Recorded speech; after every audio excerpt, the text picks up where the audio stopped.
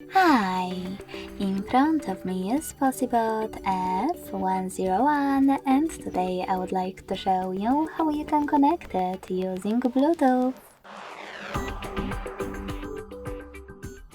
Begin by going into Devices Settings and clicking on Connected Devices right away.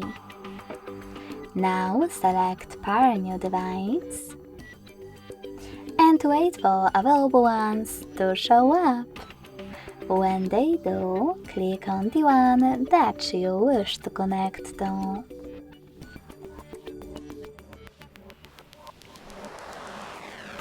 Now select Pair in the pop-up and wait for the other device to accept your connection request. As you can see, my devices were successfully connected. If you wish to disconnect them, click on the gear next to your device and tap on Forget Next to Connect.